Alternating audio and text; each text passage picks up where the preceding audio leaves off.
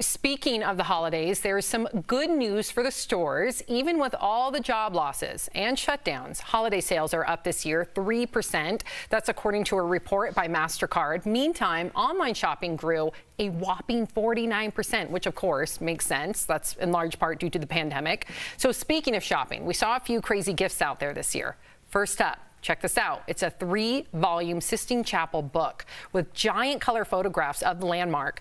Here's where it gets crazy. It costs you $22,000. Next, check out this giant Princess Cinderella carriage. That's the gift for Kylie Jenner's daughter Stormi from her father Travis Scott.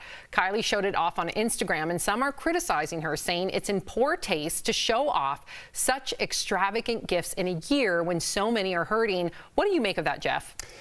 You know, I could go both ways on this, Sam. We're talking about Kylie Jenner and Travis Scott, who are in the obvious 1% of our country, right? And they have a lifestyle that they've set up for themselves, or their parents have set up. I don't know, Travis Scott, whatever it went, that's the life that they live. And they want to do these things for their daughter. That's how they express their love, through gifts. I'm sure they do it through love as well. But this is how they live, and us 99% are judging them, right? So I think that's more on their character if they want to be like that. For me, it's like, if I had the money, which I don't know how much I would spoil my kids or even myself. Like, I drive an average car, my wife drives an average car. I don't know if I'd go to that next level to try to show off how much I made it. First of all, I don't have it yet. And second of all, I think it's more character building to show people climb that ladder, right? I think that's what I want my kids to know. Like, my parents grew up average. My dad took the bus to the train to the city every single day. That shows hard work, right? That's how I grew up. That's kind of, I think, instilled in me just by watching that, right? So that's what I want my kids to be instilled in them. Like, you got to work hard for the things that you want.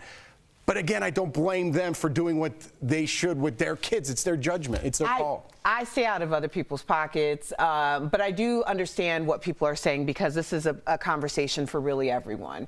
This has been a very tough year economically for more people than most years.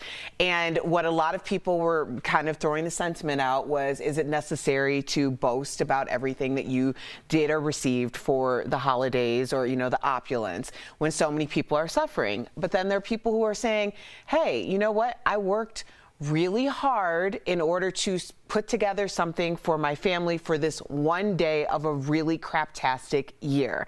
I want to be able to share this with other people, or especially in a year where you can't be together with your family, sharing on social media kind of compensates for that. I thought it was so tone deaf, Brandon. I'm sorry. I really did. I thought so many of our viewers who write in, who are struggling, who can't even afford to, you know, put food on the table, the whole stimulus package thing, people's unemployment, you know, expiring, and then you see this. Listen, I'm all for giving your children gifts. That's way too opulent in my book.